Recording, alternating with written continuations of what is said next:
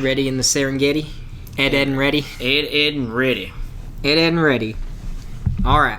Welcome to another episode of Dual Senses, the PlayStation podcast, in which we give our 2 cents on all... 2 cents on all things PlayStation. Jesus fucking Christ. Census. This is the census. Take your fucking census.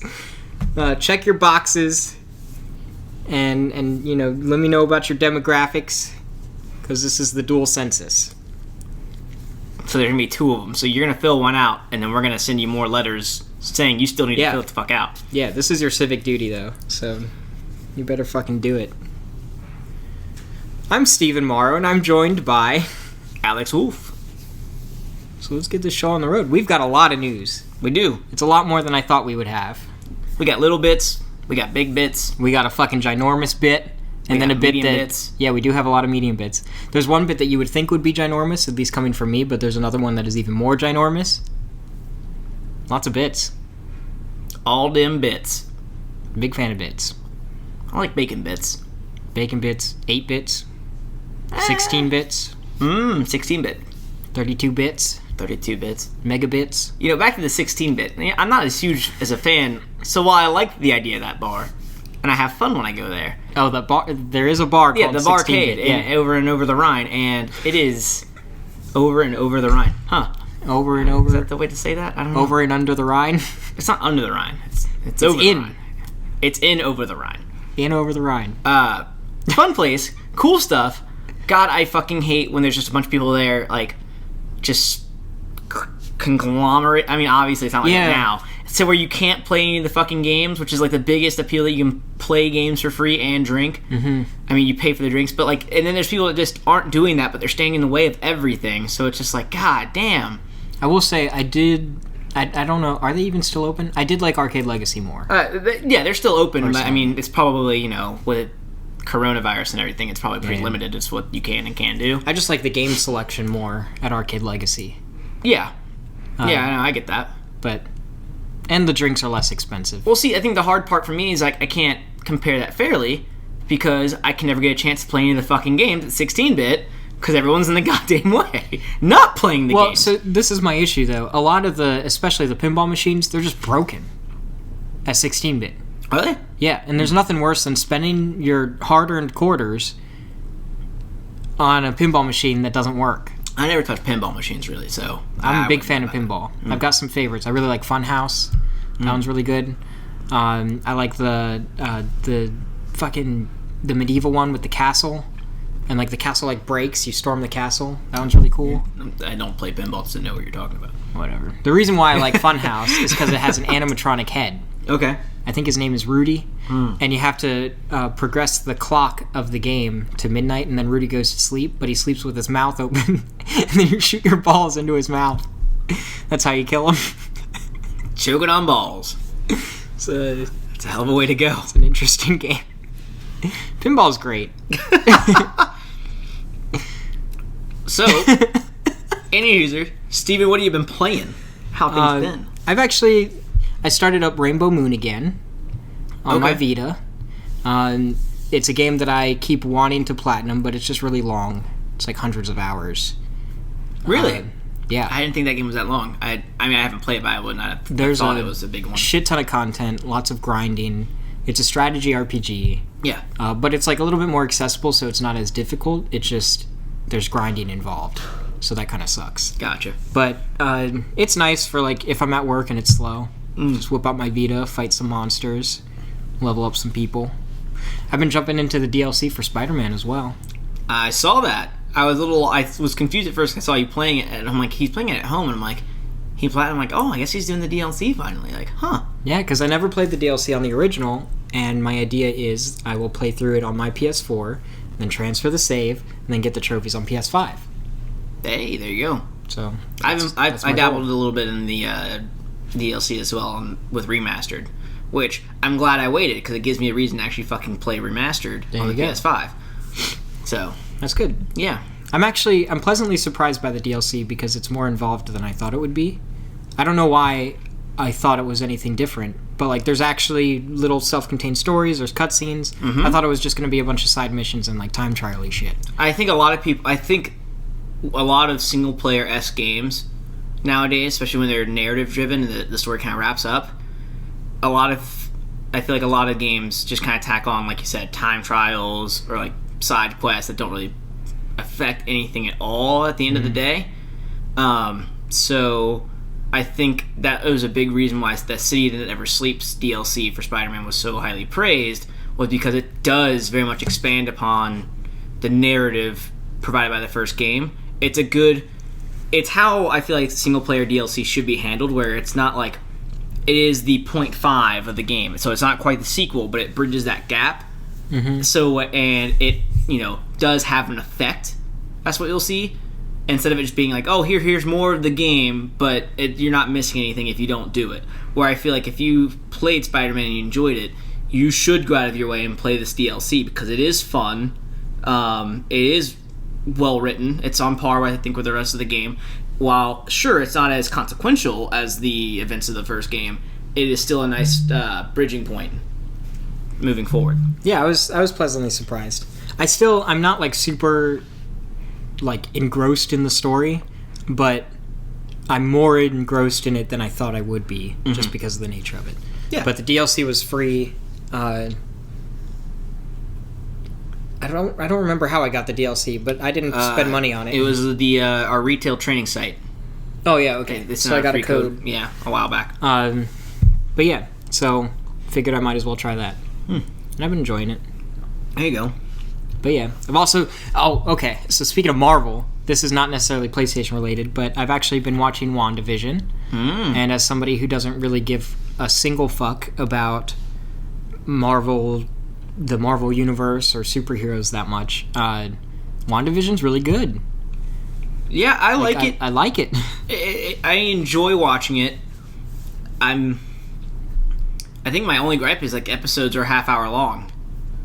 And it's like, God, do I really have to wait a week for another just a half hour? Yeah, that is true. I'm like, God, I'm so used to watching half hour long shows and then getting to watch them daily as a kid, like growing up. Whether it was reruns or not, that's how it worked. If anything was like a premiere television show, it was one of your hour long program blocks. Mm-hmm. And that's where you got that. So me going into this, hell, The Mandalorian was the same way. It was an hour-long episode. I'm like, all right, cool. Well, they did get shorter. Did you notice, like, every subsequent episode of The Mandalorian was a little shorter than the last? Yeah, but it was like, with streaming nowadays, and hour-long shows are now like 45 minutes because there's no commercials. Yeah. So like 40 to 45 minutes typically is how they ran, which I'm fine, give or take a few minutes. It's just, God, wrapping an episode up in 25 to 30 minutes... when there's so much, like, oh, what's going on? What's here? What's there? This kind of stuff. It is like, God damn, it makes you want more, but I'm going to be really mad because there's still, I only think, we're at the halfway point through the season now. So it's like, that was short. Like, I don't know if I would have rather you guys just release a movie or not, like, if it's going to be this, done in this structure. Yeah. So. That is fair. I enjoy it. I'm liking what I'm seeing so far. I appreciate the accent. You're welcome. You threw on the so far. Like you mentioned, you were playing your Vita. Yes. I too have been playing my Vita. Shiver me timbers. I've been playing at Persona 4 Golden. Hey. Mm-hmm. Vita's the best place to play Persona 4 Golden. I mean, it's on PC now. It is on PC, but even then, I think the PC version is getting more. Have you seen? So I was. It's curious. Just nice, like snuggling up in bed with it. Yeah. I tell you what, the Vita. I always forget how comfortable that thing fits in my hands. Mm-hmm. I feel like a lot of handhelds nowadays are just too, like even cell phones, too big and it's uncomfortable to hold it for a long period of time. Like, cell phones are just rectangles. Yeah, but like they're just fucking massive for no damn reason. So like the Vita, I appreciate the size, the comfortability. It's got those little handholds on the side. Small little divots. So the divots are fine. I don't really pay. I'm more along the lines of just my whole hand fitting. Like, it fitting snugly in there, because my knuckles rest in those divots, and they're already, like, they're not...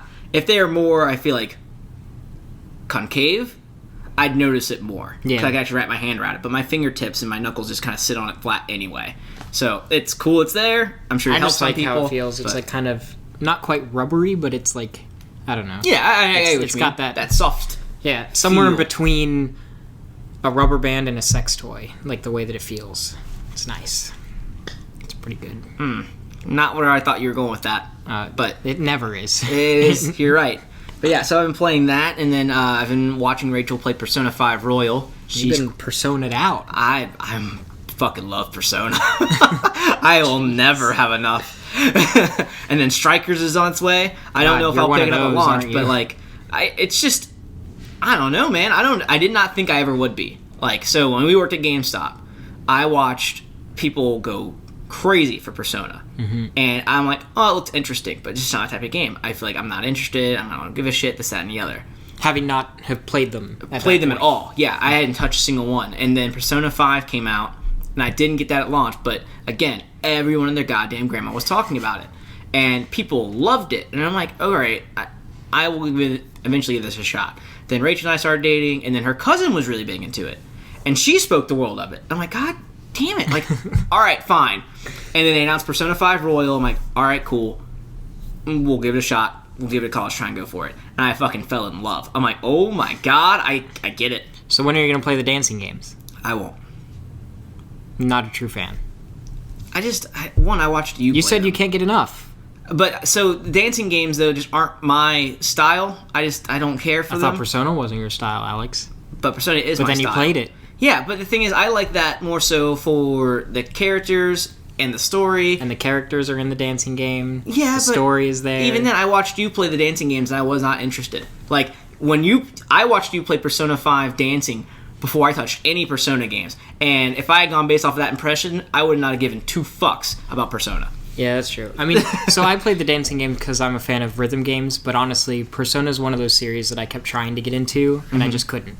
Like with Persona 4 Golden, I tried, I just couldn't. Persona 5, like even watching you guys play it, it's just kind of like, I don't know. I don't know. I like that kind of like, I like the style of it and the stylized presentation. That's why I liked the game Catherine a lot. Yeah. But I feel like thematically and gameplay-wise, I like Catherine a little bit more than Persona, just because, I don't know, and maybe I do just need to sit down and play it, and now that the Persona 5 game is part of the instant So you have 5 collection, so you go that. But yeah, I got other stuff I got to play through first. Big backlog. Same. Like for you, Last of Us Part 2. Yeah. Which you've been playing as well. I have been playing. Do you have some thoughts on that you want to share? I mean, it hasn't necessarily changed too much from when I last played, because again, I'm only playing in like 20.5-hour intervals. I'm enjoying it more. Like, again, still enjoying it far more than I enjoyed the first one, because I did not care for the first one at all. I think this one just feels so much better. Like, just to play. Yes. That's all I really wanted out of the first game.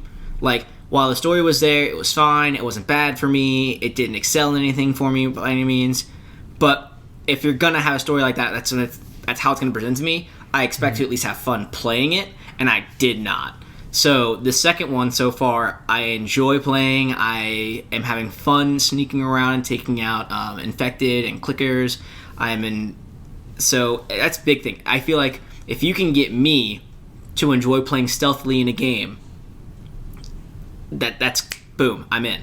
Because typically, if I don't care for that stuff, I'm going guns a-blazing, I don't give a shit, I'm like, I just want to chug through this, get through it. But no, I'm very much feel like I'm going to take my time with Last of Us Part 2. So I'm very excited for you to get further into it. You've basically completed what I would consider the prologue of the game. Like the first 2 or 3 hours of the game, I feel like is just a really big prologue. But without getting into spoilers, there's some interesting combat scenarios that you get into where I think the stealth gameplay really shines, and I'm excited for you to experience that. Yeah. Among other things. But again, avoiding spoilers. But really cool. Really cool game. Big fan. Yeah. But yeah. Bento agrees. That's one of the cats, which you might hear in the background. Quite frequently. But I don't know. I don't have the little automatic level control going on, so we'll see. Yeah. But if you hear a meow, it's one of the 3 cats. Probably Bento. Probably Bento. Anywho, Steven, we got some news. We got a shit ton of news. So kicking things off. I'm kicking them.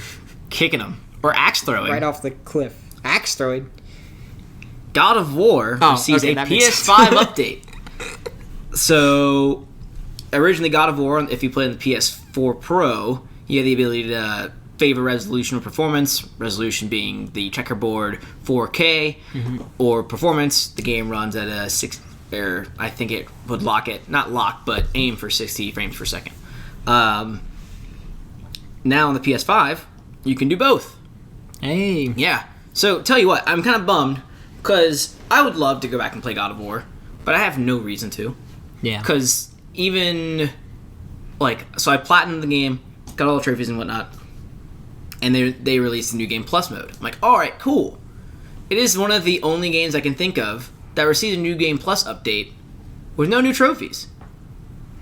That's actually a good point. I didn't even think about that. There is no fucking reason, outside of, you just want to play it to go through New Game Plus, but, that's it.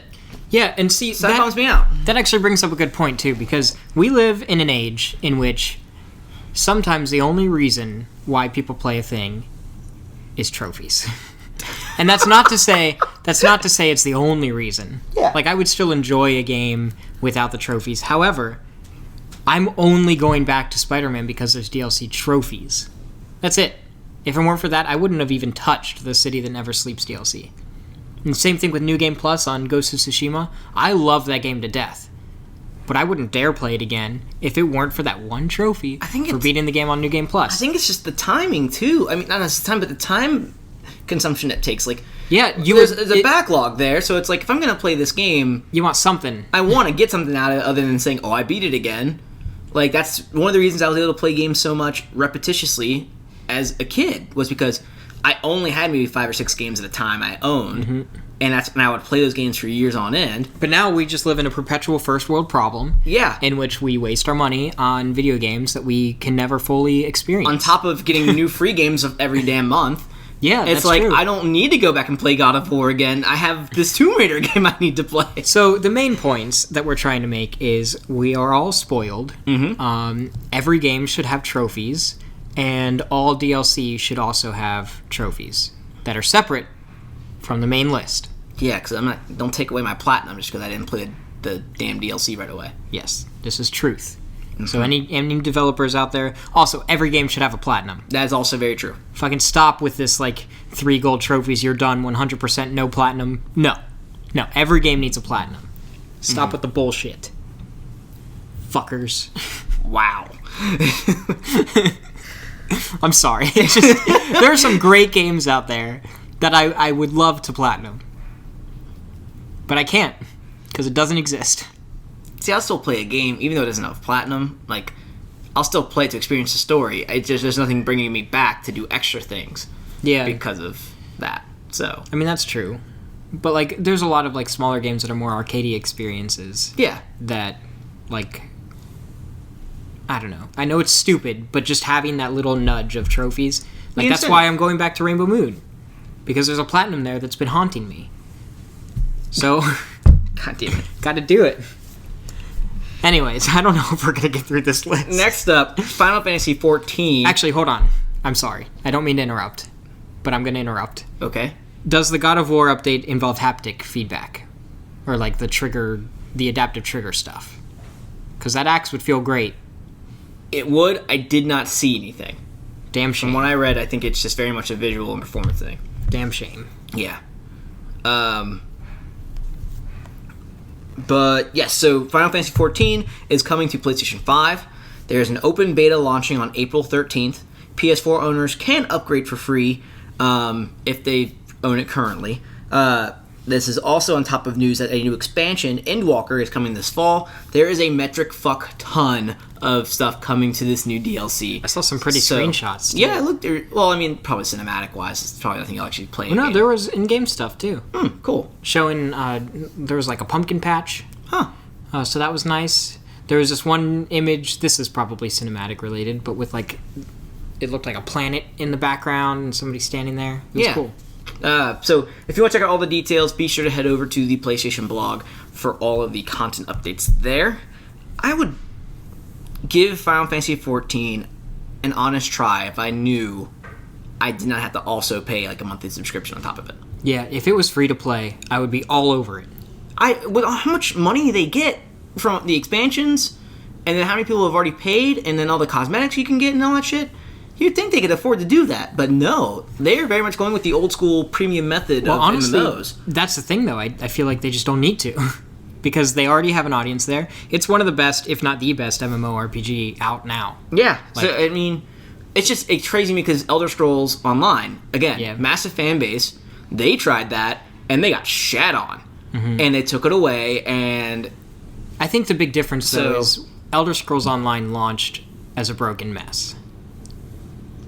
So, I feel like they had to build up that audience again. Well, so did Final Fantasy XIV, if you remember. That game's a remake of an old online Final Fantasy game, because it was fucking broken. That game launched to shit. I guess that's fair. And so I was like, you'd think, like, oh my god. Like, it's literally Final Fantasy XIV, A Realm Reborn, is a remake of Final Fantasy XIV. Because it's a reborn realm. Exactly. Oh my god, I never thought of that. Because it was ass. So, an ass reborn. So I don't get why they still charge. A rump reborn? A rear reborn? Rearborn? Speaking of coming to PlayStation 5, but not getting a fucking cross-buy option, Judgment, coming to PlayStation 5. So when I first saw this, I thought it was Eye of Judgment, and I was like, why? Yeah. Why would anybody give a single fuck about Eye of Judgment? But yeah, Judgment, the sort of spin-off game for the Yakuza series, that's more of like a investigative detective kind of deal. But yeah, that one, while I wish that there was cross-buy, that would be cool. I still think this is cool news. I also feel like not as many people played Judgment as they do the straight-up Yakuza games. Yeah, Judgment reviewed very well. It just did not take off, and I think a lot of people were just kind of confused.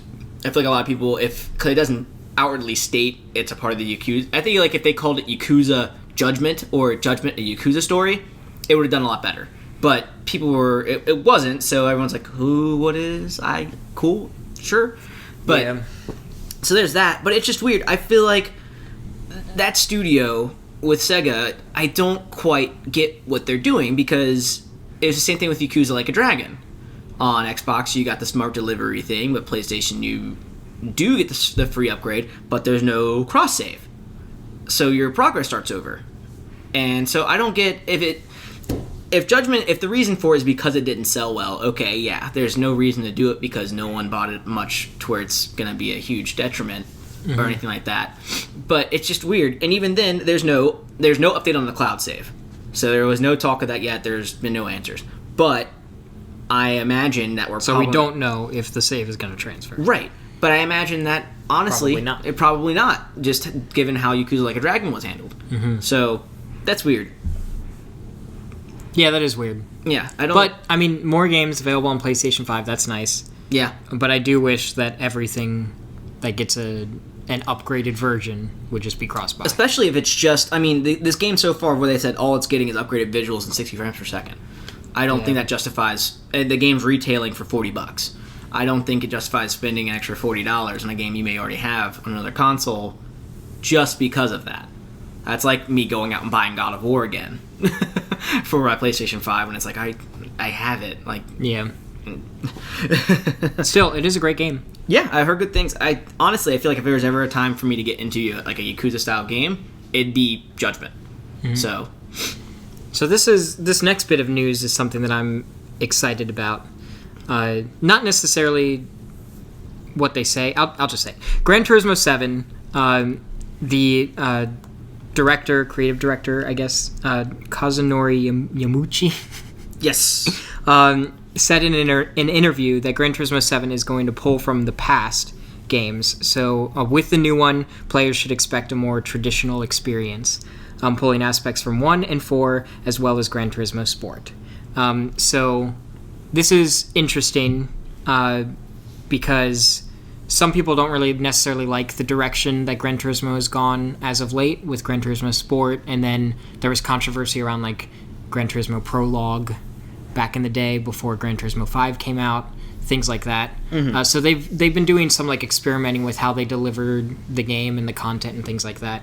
So them saying that they're going back to a more traditional approach, I feel like that's going to speak a lot to longtime Gran Turismo fans. I feel like most Gran Turismo fans are long-term Gran Turismo fans. Yeah. So that's good news. However, I am kind of curious what exactly that means, because some of my favorite features from Gran Turismo were new introductions. A lot of it, from what I read in the article, this comes from Video Games Chronicle, is due to just the focus. So while I think I'm not by no means a Gran Turismo aficionado, if I understood what I read correctly, it is more along the lines of there was no like true like campaign, in a sense, where there was in 1 and 4 in the last few Gran Turismo titles. Everyone's like, oh, like you had the FIA thing and sport, where it's like a kind of a circuit kind of deal, and you were just kind of playing to play. There was no streamlined kind of focus there, which most racing games nowadays, that's a core of it. Like you have your streamlined campaign of some sort, and then you have the optional multiplayer and online service kind of deal there too. And Gran Turismo just hasn't had that in some time.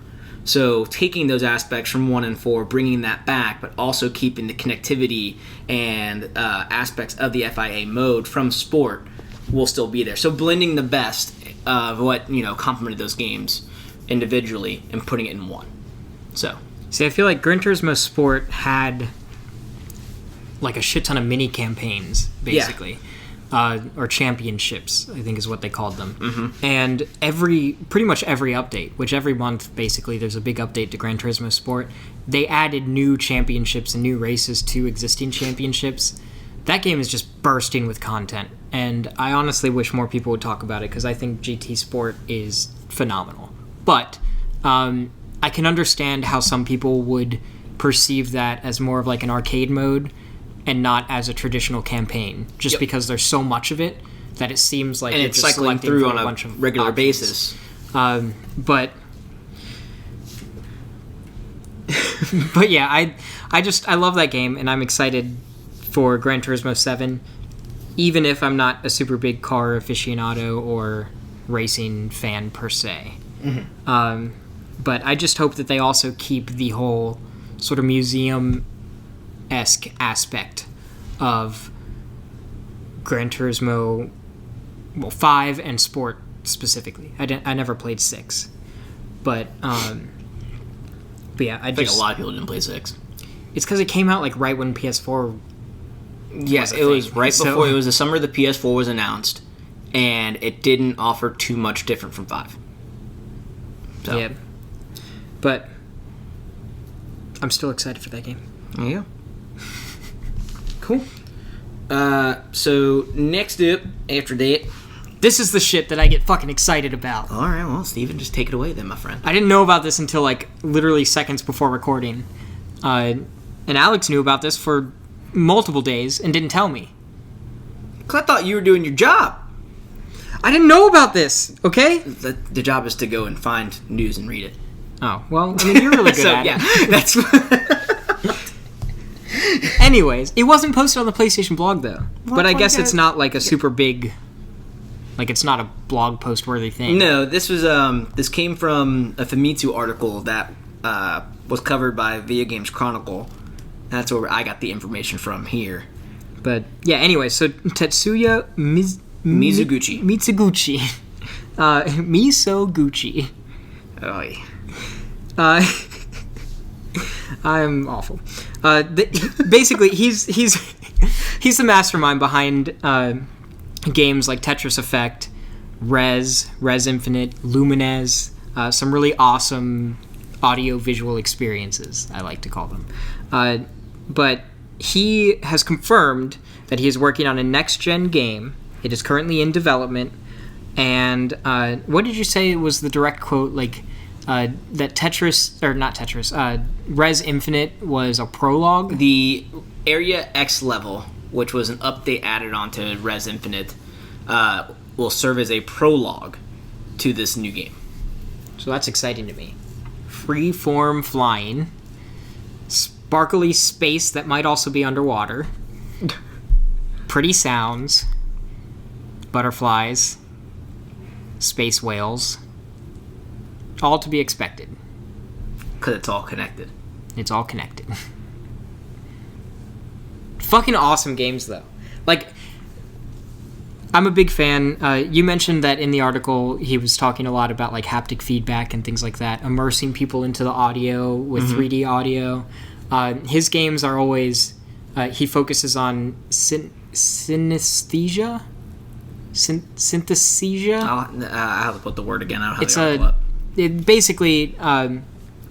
synesthesia. The blending of audio and visual story. Well, it's actually it's a medical condition, or it's a condition in which somebody's senses kind of get intertwined. So you can, like, for numbers have colors, or feelings have smells, things like that. So your senses get kind of mixed up. But he likes to think of that in terms of game design, where for every gameplay aspect, for every visual, there is a sound effect, and vice versa. Synesthesia style. There we go. Yep. So his experiences that he makes, his games, are always hyper audio visual. There's a huge musical component. Usually there's like a sort of rhythm to the gameplay, even though they're not inherently rhythm games. And I just love that kind of style, where everything sounds good, even like no matter what you press. It's like being a composer for an orchestra, and it usually explodes in colors, and I love it. It makes me cry. I get all emotional. I fucking love it. So I'm excited for whatever this next gen game is. Very excited. Following that, Sony gets a 1.9% stake in Kodakawa Corporation. So, for those who aren't aware, Kodakawa is a big name in the manga and anime and some video game publishing and things of that nature. They are the parent company of From Software.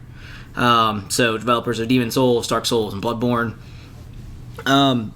While it's not expected that we'll see anything massive come out on the games front of this, Sony also recently purchased Crunchyroll, the anime streaming platform, and Sony also owns Funimation. So I don't know if we'll see if Sony as a company is just going to get heavily involved in anime and things of that nature, or if, and with that being said, if PlayStation will then also have like a massive push in licensed titles among anime franchises. I mean, PlayStation was the home for quite a while for like a lot of anime, like fighting games like Dragon Ball and Naruto, early on with the PS2 and some days of the PS3. So I'm curious to see how that all plays out. The internet seems very excited about the connection to From Software, hoping that means that there's going to be more sort of PlayStation-centric exclusive From Software experiences. Yeah. So yeah, I think that's pretty cool. But I think the anime connection makes more sense, personally. Yeah, I mean, it would be one thing if they were like, oh, we're gonna buy, or we purchased From Software, things of that nature. But since they're getting involved with their parent company and just all the moves Sony's made in the anime front as of late, I see more of that happening. And PlayStation's always, again, they've always had a huge support for anime genre style games, things of that nature. Do you remember the PlayStation Store exclusive anime? Like on PS3? I can't remember what it was called, but there was like a big creature thing, and it was actually pretty good. I do know what you're talking about. I can't really name it. That just popped into my brain. But yeah, you're right. Like when they were kind of dabbling in like TV. I need to get the name of this because it's going to bother me, but PS3 exclusive anime, which I think now is on some kind of streaming Probably thing. Crackle, which is owned by Sony. Zammed, Lost Memories. Yeah. What a weird blast from the past. Good times. Yeah, that was like their first foray into that kind of thing. Original programming. They did that. Yeah. They did Core, The Tester. Powers. Yeah, Powers. Powers was weird. Powers, they wanted to be good so bad, and it just... The first episode was fine. Yeah, I heard it did okay. It's just no one gave a shit about, watching television through their video game console. At least then. Here's PlayStation's problem. And arguably it's not really a problem. But PlayStation I feel like they're always just a smidge ahead of their time. Like, they do something really good before it's a super popular thing to do, and then somebody else comes along when it's a popular thing to do. Like, original streaming content and things like that. Or even just streaming video games with PlayStation Now. It's like, they jump into these things and they invest a lot of money, and they do it in a way that works, but is not quite there yet, and it doesn't blow up in the way that it should. Like, I mean, even like PSP and PlayStation Vita, ahead of its time, and then the Switch comes along. But, like, I feel like they should stick with some of these things. So, I mean, so for instance, one, like when PlayStation tried to dabble in like television, like we talked about with Sam or Powers or the Tester, the problem with that was... I liked the Tester. And that's the thing, none of it those was things... cringy, dramatic, I loved it. And none of those things were necessarily bad, per se. Some gay guy one. It's just no one was going on their PlayStation 3 to say, oh man, I can't wait to watch that new episode of Power. Like, no one... Well, I was for the Tester, though. But even then, like, that's such a few and far between niche. Like, I don't know what they were hoping... Like, that would have to have blown up exponentially to make it worthwhile. Yeah. Like, the fact that it got 2 seasons was like, wow, okay, I guess. And I imagine that's just because they budgeted it out for that much. Like, well, we might as well. And go from there, and hopefully people start talking. I just remember liking the idea of giving someone a blowjob and suddenly getting their superpowers. Jesus Christ. Like, I'd blow Superman if it meant I could fly. I feel like a lot of people would. But, like, then you have Xbox coming around, and then they try to do it with Xbox One. Like, oh, you can hook it up to your set-top box and control your DVR through your Xbox. No one fucking wants that. Yeah. And then PlayStation, again, tries to do that with the PlayStation television thing they did on PS4. No one fucking wanted it, so stop trying. Now, I will say, though, with the PlayStation Vita, ahead of its time, fucking phenomenal. I feel like if they had stuck it out, if they had truly stuck it out with the Vita, they could have capitalized very much so on the Switch's success. Do you think in this generation, no, PS5 generation, do you think we're going to see another PlayStation Portable? I do not. I think we will. I think if we were going to, it would have... There'd already be talks. We'd already hear some inklings, you know? Like, I mean, we've got 7 years, we'll say.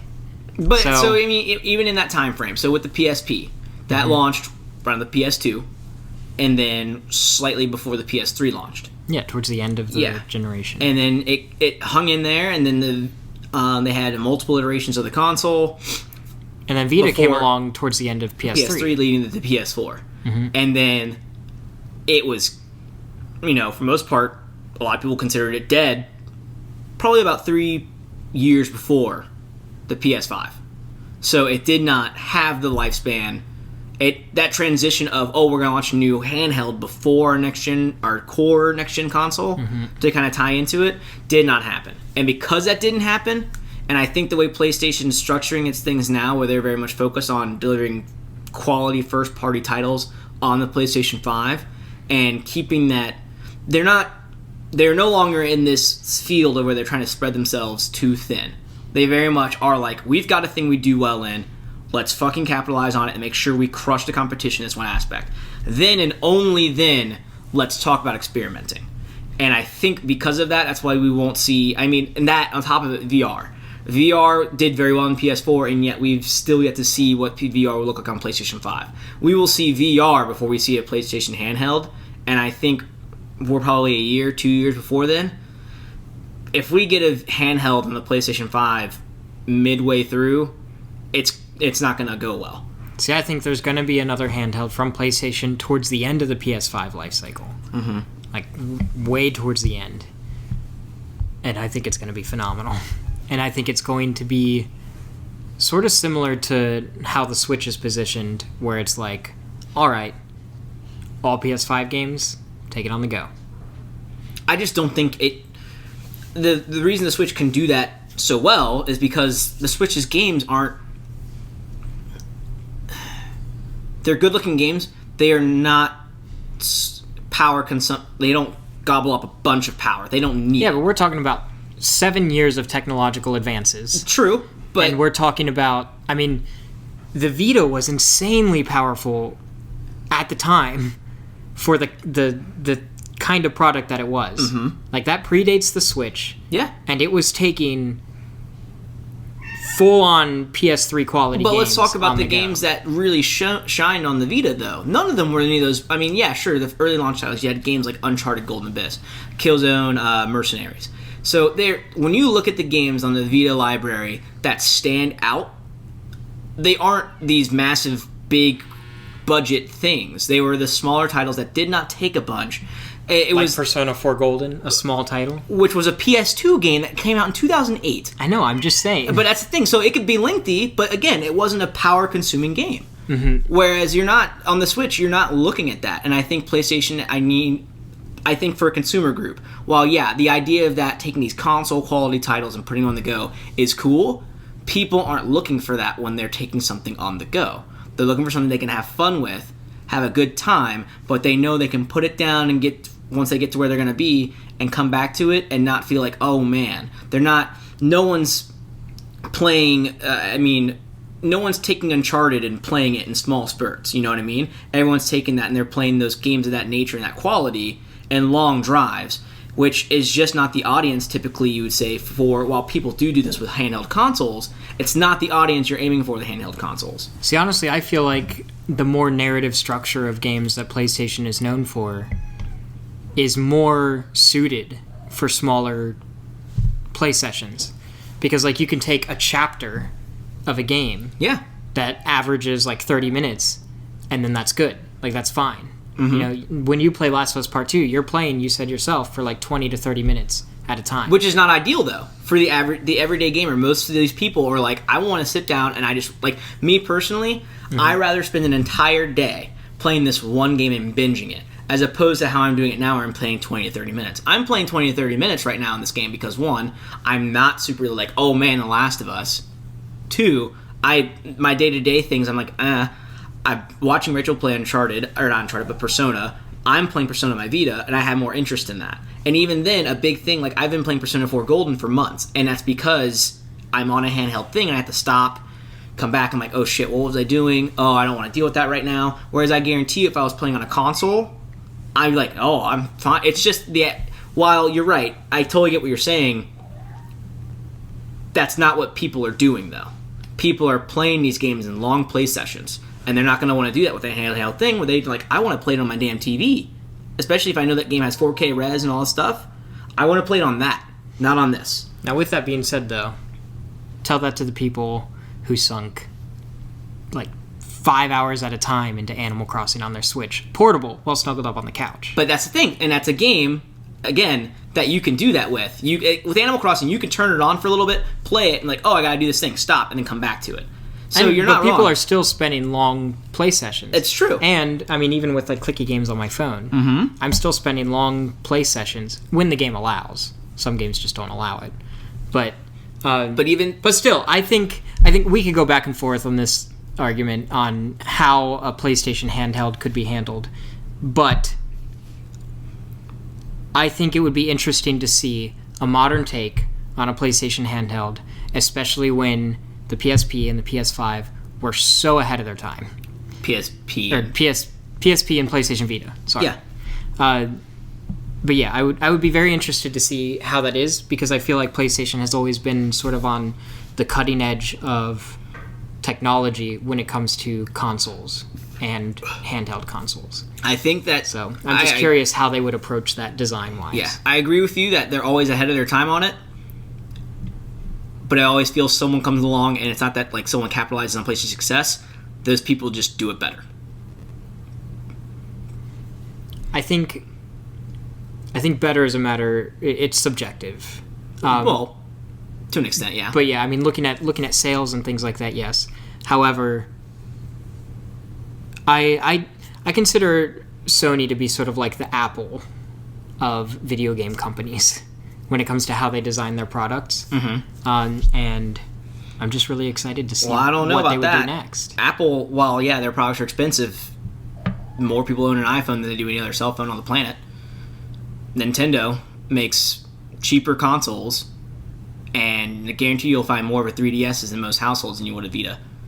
I mean, yeah, that's true. Well, that defeats the point of it being I'm Apple. just talking about... No, I'm talking about the design philosophy. Okay. I'm talking about the design philosophy. But also, more people in the world have an Android device. They're just...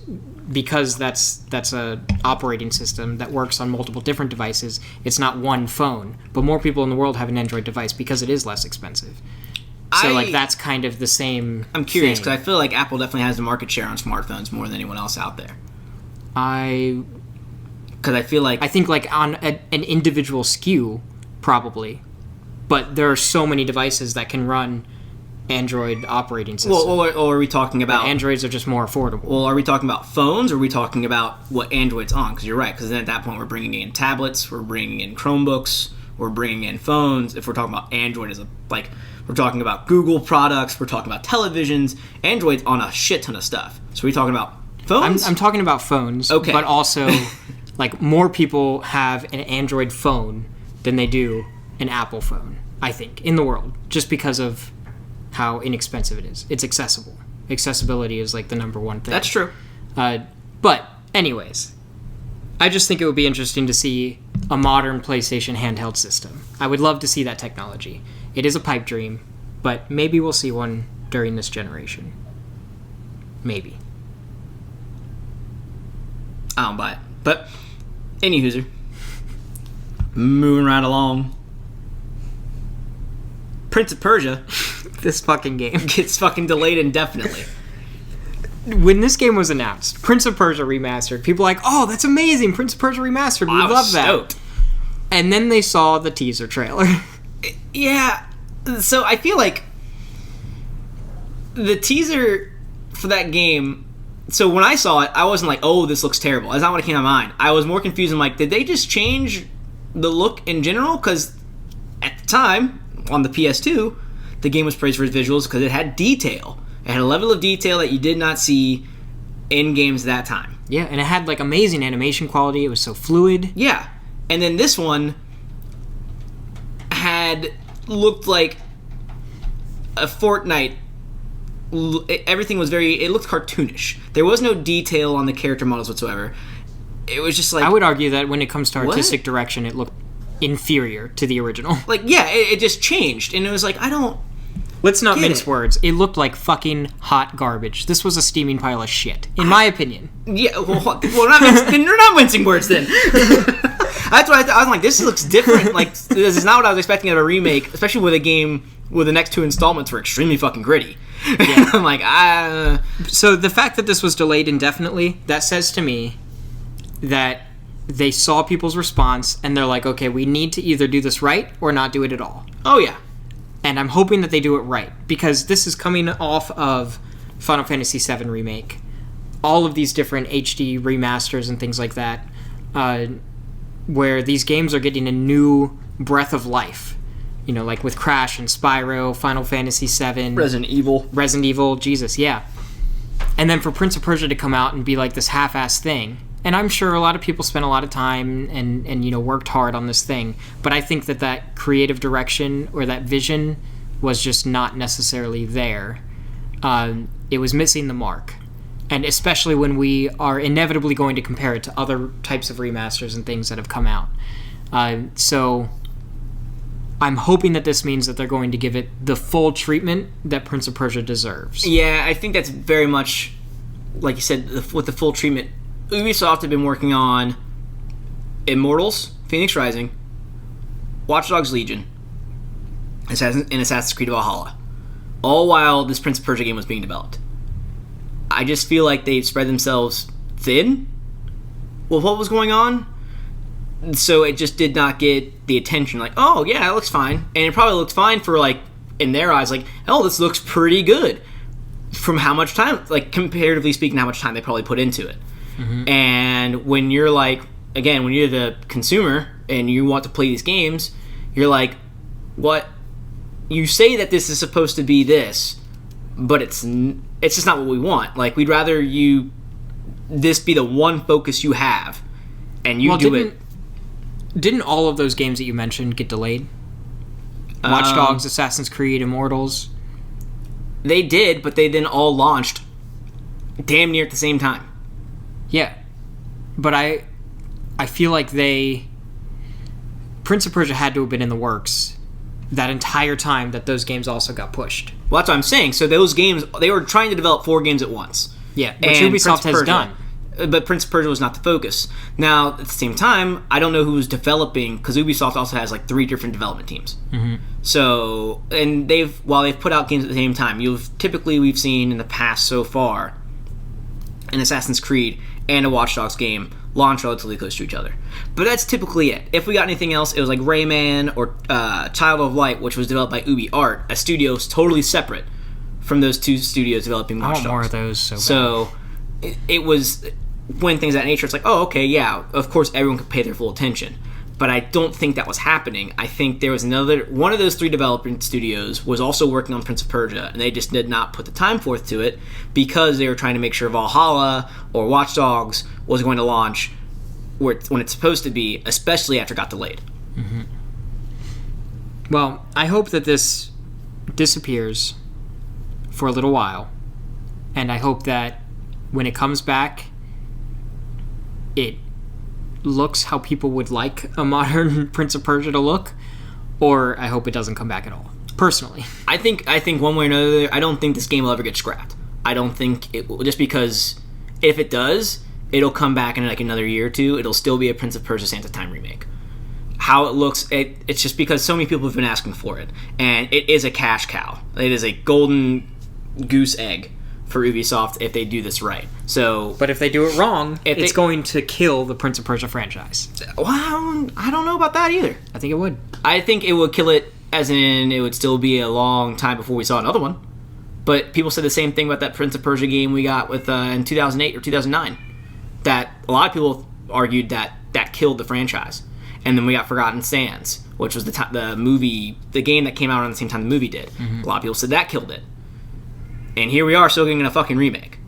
So it'll probably tarnish the name, sure, but we will still get more Prince of Persia games in the future. Well, we'll see how this one fares. But right now it's delayed indefinitely. Yeah. So it may never come out. We'll see. Who'd have thought a remake stays in development hell?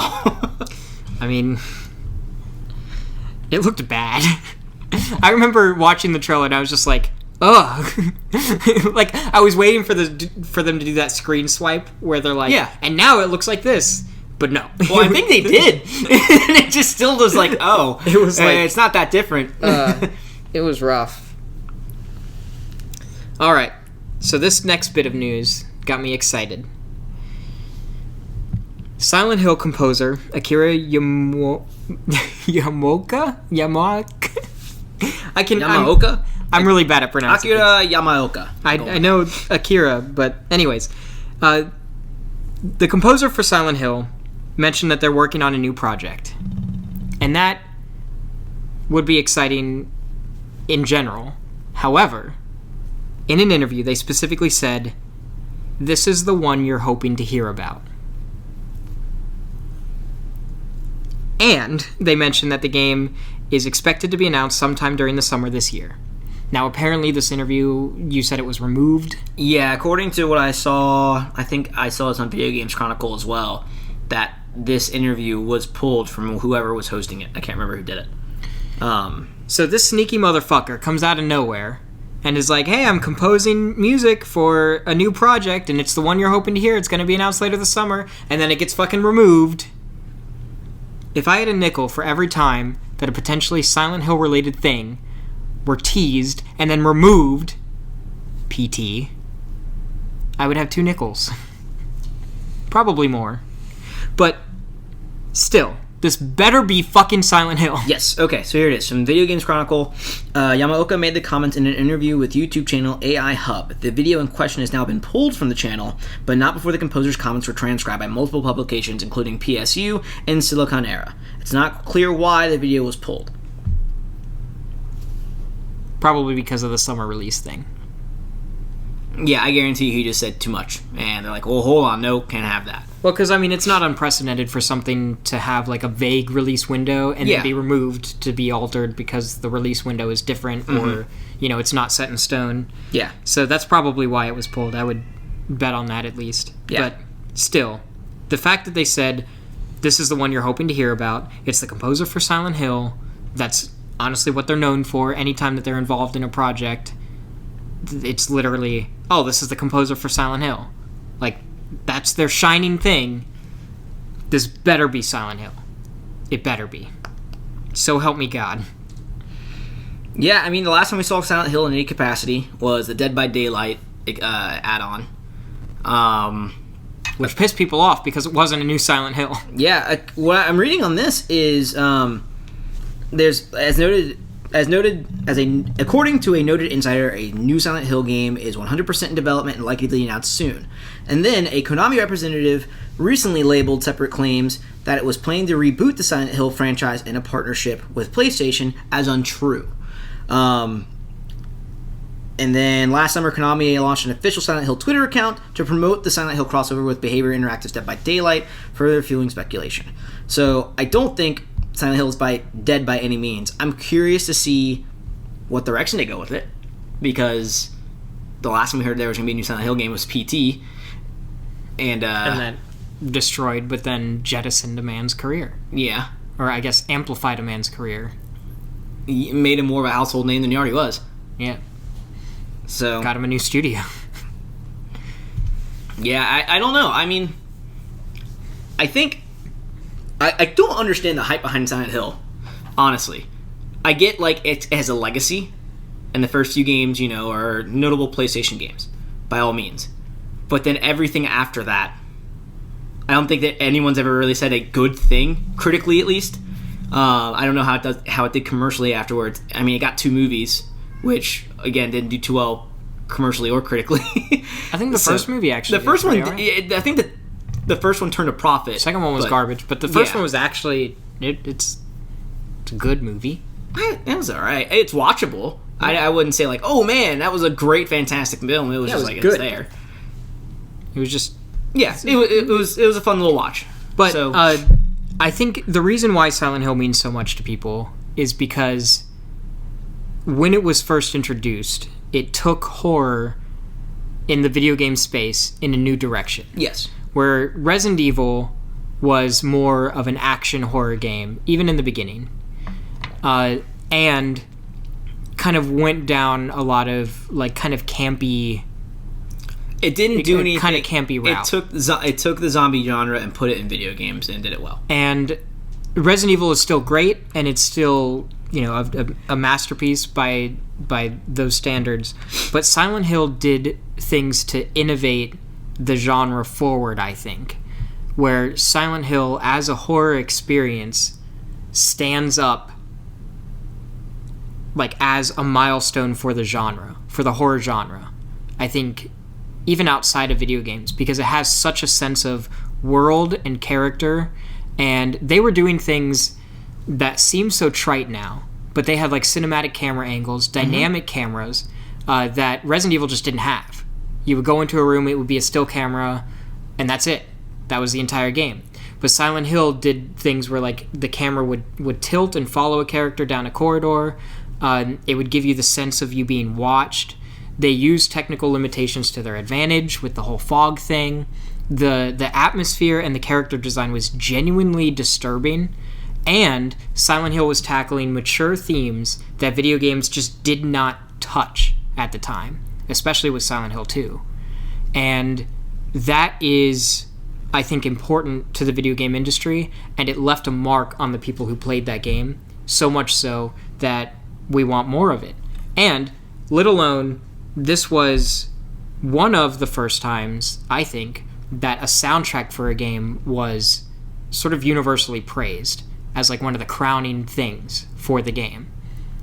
I feel like a lot of games around that time, because I don't know how closely Final Fantasy VIII and Silent Hill launched together, but Final Fantasy VIII, a big reason that game, hell, it was a big reason the game didn't get a remaster for so long, was because of the soundtrack.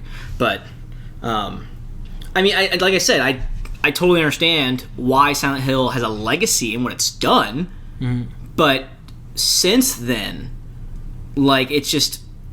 I feel like nowadays Silent Hill gets more of a conversation because of the incident with Kojima, not necessarily because it's Silent Hill. I honestly think it has everything to do with PT, because PT was sort of demonstrating a return to what the series meant. Yeah. And it was taking... Like, I seriously still think that when it comes to modern gaming, PT is the best example of horror that we've seen. Like, honest to goodness. And I think that it, just like the original Silent Hill, I think PT pushed the horror genre in video games because it understood the atmosphere. It understood the sense of dread. It understood the sort of surrealism and the symbolism of the imagery and everything. And I think that's why people are now so reinvigorated when it comes to Silent Hill, because PT showed us what Silent Hill could be if put in the right hands again.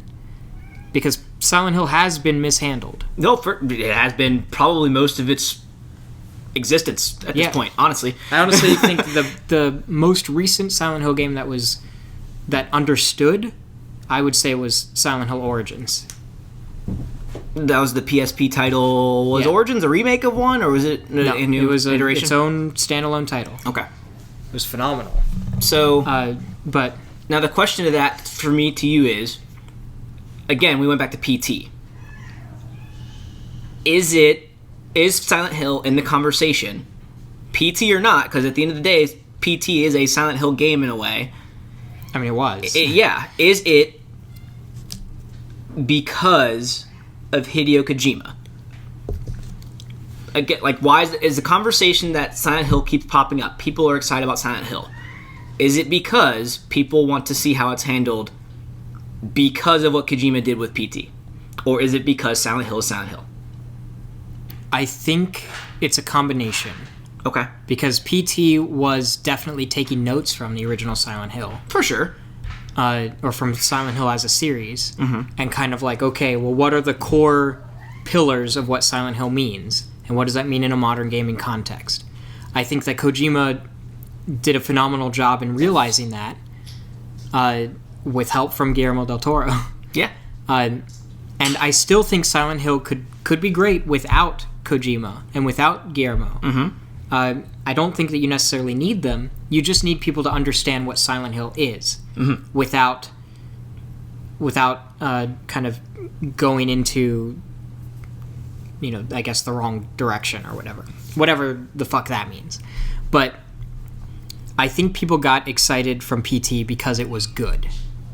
Yeah. Like, if you remove all of the names at the end of the teaser with, like, the big reveal... Norman Reedus did not make PT. Guillermo del Toro did not... Well, okay, he probably played a hand in PT being what it is. But, like... Probably artistically, yeah. Yeah. But, I mean, if you remove all of the name reveals and people were just given PT as its own standalone experience, I still think people would talk about it. And yes, people talked about it more because it was teasing a big project with big names. So yeah, that's why it spread like wildfire online and it went viral or whatever. But it is still a genuinely well-designed masterpiece. It is a horror masterpiece, I think. Well, okay, but even that goes back to the point of, is it a masterpiece because of Kojima? Not because it's Silent Hill, because they did not, when PT was put out, they did not say it was Silent Hill. You had to play the game to find out it was a Silent Hill game. This is going to be a weird question. Okay. Why are Oreos delicious? Is it the cookie or the cream? I mean, it depends on who you ask. I personally like the cream. I would say you need both.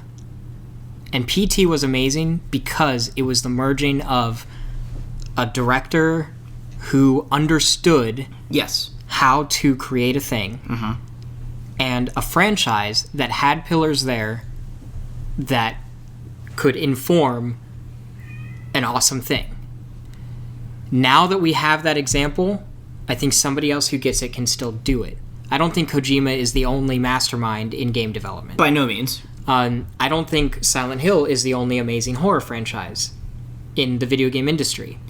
However, when you get a competent game developer at the helm of a legendary franchise. Thank you. A legendary franchise, that is a match made in heaven. It doesn't have to be Kojima. Right. PT is PT because probably of the team that worked on it. Yes. But they were also using the information of what Silent Hill is to inform their creative decisions. And now we have that example, and I am excited to see what happens because of it. Because the fans are reinvigorated, the industry is clamoring for it, and I think now we have that example with which we can really dive into what a modern Silent Hill means. Okay. And that gets me hella excited. All right. Also, Silent Hill is the cream, the cookie is the developer. Okay. At least that's my take. Yeah. I mean, like, my only concern is that, for me, I feel like Silent Hill is being reinvigorated by the conversation just due to people are curious to see, like, for me at least, like, I don't give two shits about playing a Silent Hill game. Not a thing. I appreciate what it is, not my game. I am curious to see, will this game garner attention because it is good? And this game will garner attention for two reasons. The biggest one being it is the first game Konami will have put out that had Kojima's hands in it without him. Like, so it's the conversation between with Metal Gear and then Silent Hill. Like, everyone's like, will Konami put out another Silent Hill game knowing that the last one wasn't Metal Gear Solid Survive? Or Metal Gear Survive? It was a spin-off, but it wasn't a core game. So this, I'm assuming this next Silent Hill game will be a core game in the series, whether it's a reboot or not. I'm curious to see how people will respond to them. I think Silent Hill will do better than Metal Gear would. I feel like people, if Konami puts out another Metal Gear game without Kojima, people will be pissed, like one way or another, because that was his thing. Silent Hill, he only touched one aspect of it, so I don't think it'll get as much stuff. But I just feel like, again, didn't Kojima write Metal Gear Solid? Yeah, he created that. So that like, was his. He didn't write Silent Hill. So. Yeah, that's what I'm saying. So like the negative response to Metal Gear Solid will definitely be more overwhelming than anything Silent Hill was. I'm just curious how many people are watching this game just because they want to see something fall. You know, like I feel like more people are like interested not necessarily because it's a Silent Hill game, but it's because this is the first Silent Hill game being touched after Kojima left. So that's where I see people are like eyeing it. Because, like, beforehand, when we had, like, Silent Hill Homecoming or Silent Hill Downpour and things of that nature, like, it was just mentioned in passing. Oh, okay, yeah, Silent Hill. I would argue that Homecoming was actually pretty good, though. But even then, like... It was overlooked, yes. Yeah. But Homecoming was... So that's where I'm thinking. Good. That's where I feel like the conversation around Silent Hill is, like, sure, yeah, it could be good, it could be this, it could be handled totally fine. It just got totally overshadowed by Dead Space, which came out, like, a month after. That's true. But I just feel like the only reason people are talking about it so much now is because... it's like, how will this fare after the fallout of PT? I feel like it's just everyone's eyeing it. I don't think anyone necessarily cares too much about it being a great game right now. Everyone just wants to know, like, is it coming? Because you guys had one. Well, I can tell you this. I am excited for it.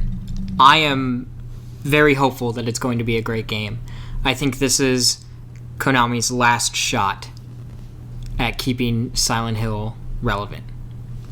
PT... Yeah, I can agree with that. I think PT brought Silent Hill back. And whatever Konami does next with the franchise is going to determine whether it stays or goes away forever.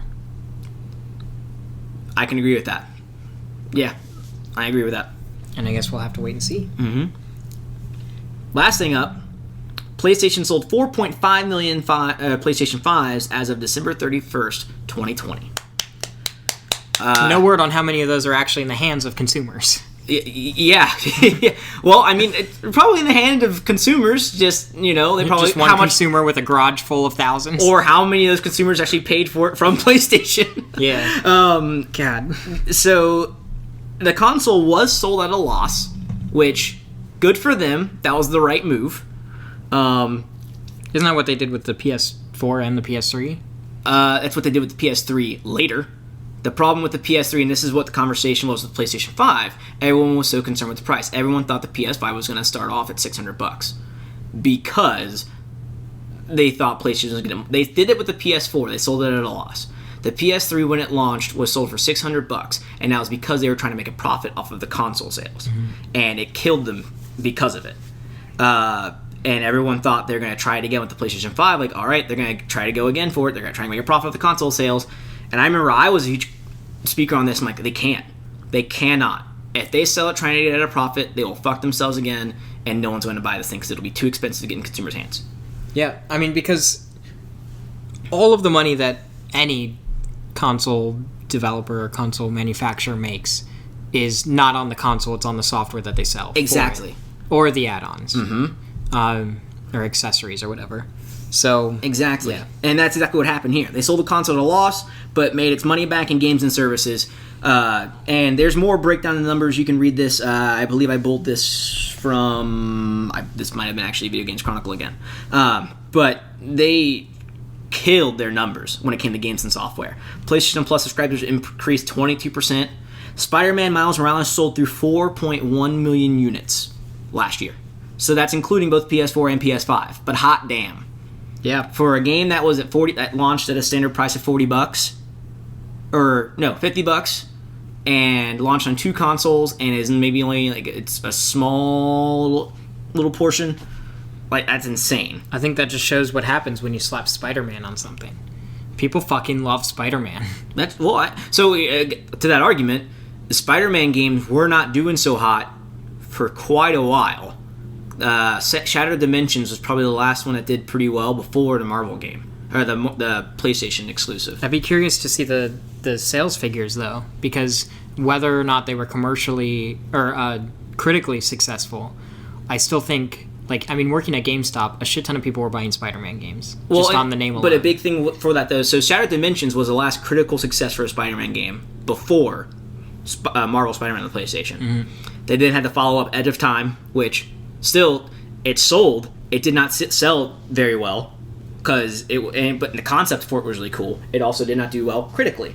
And then after that, they had the Amazing Spider-Man games, which were based off of the movies. Which, again, same deal. Do you think Spider-Man has had sort of a resurgence because of the more recent movies? No. I think very much so with this game being a PlayStation exclusive, and I think when people... I was one of these people, when they announced Insomniac was developing a Spider-Man game, I stood up and legitimately stood up in a movie theater and screamed and cheered. Because I think people have been wanting Spider-Man games. Spider-Man games have been around for years, and he's definitely probably the most marketable superhero outside of Batman, maybe. Well, you know, he probably makes more money than Batman does, too. Fuck Batman. But I said it. Okay. Well, I actually had an opportunity to fuck Batman once, but that's a separate story. Jesus Christ. Maybe for the other show. But the thing being is that everyone's like, oh, you can put... Like, I think people recognize what you said. People were slapping Spider-Man's name on a bunch of shit. But, again, slapping Spider-Man on a pile of shit, still a pile of shit. So, yeah. I think when people recognized a quality Spider-Man game was coming out, and it looked good, and it was going to be open world, not a linear game like the last few had been, I think that's what got it to sell well. None of those other games touched Spider-Man 2018's numbers in any way. I mean, honestly, I think Spider-Man is PlayStation's biggest game right now. As far as the money that they can make from it, as far as the name recognition, I think that's their strongest exclusive. Just because you don't have to be a part of the PlayStation family to understand how big of a deal Spider-Man is. Yep. And... I mean, the numbers show that this shit sells, and you have Insomniac at the helm. And they've got they make more money out of this than anybody because PlayStation still owns the movie rights to Spider-Man. So, I mean... I think more of that. Mm-hmm. As long as they keep making it great, I will keep playing it. Yeah, I mean, it's like you said with Silent Hill. Like, you take a good franchise with a legendary franchise and put it in the hands of the right people. And you'll print money. Spider-Man is an example of what Silent Hill could be. That's weird. That's a really fucking weird I don't know if it gets that high level of success, but yes. No, honestly though, like it could be another one. Like it could. I feel like Silent Hill could be on that level of something like Spider-Man or God of War, where I feel it could become a staple of the PlayStation name. Yeah. It's been primed. Now we just gotta cook it and season it. But we need a fucking good chef. I just don't know any other names of Konami developers. Because everything else, I mean, right now, the only thing Konami's developed in-house in the last few years has been Yu-Gi-Oh! And Pro Evolution Soccer. Legitimately, that's about. They're all they basically put the out. same thing as Silent Hill. I mean, smush those together, and that's Silent Hill. But like that's about it. So it's just like they'd have to pull some outside help. I imagine if they're trying to get someone like. If Honestly, I can guarantee they're basically just letting somebody else make it. Like I don't trust Konami to develop it. Let them publish it, whatever. But I think that's the thing. So Konami, I don't know with the restructure they've had, I don't know who they could pull in to do it with what they could afford. Because Konami, again, everything they've put out so far, majority of the things when it comes to games, they develop in-house.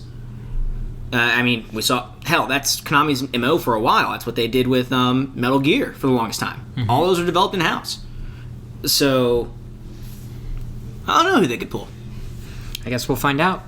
Mm-hmm. And you can bet your ass that when we find out, you will know on the next episode of Dual Senses. Why are you questioning this? Because I worded that weird. We'll talk about it on Dual Senses whenever there's a new Silent Hill thing, because, I'm fucking excited about it. Alex, not so much, but... I just have faith in it. If Silent Hill had a good track record, I'd be like, oh, cool. But I'm like, I don't give a fuck about a Silent Hill game. The last 7 haven't been good. So, or at least they haven't been critically They haven't lit received. The world on fire. Yeah. Except for PT. Yeah, PT being the only one since 2000... When did Homecoming come out? What, 7? 2008? Same year as Dead Space. That's probably 08, 09. Because I think it was literally a month before Dead Space. Yeah. Because Dead Space was one of the first platinums that I got, and I remember Homecoming didn't have a platinum. It didn't have trophies. Yeah, because trophies had just come out not long after. Yeah, so it was right around that point in time. Yeah. Yeah, I would say that's probably 09. Yeah. All right. Thank you for listening.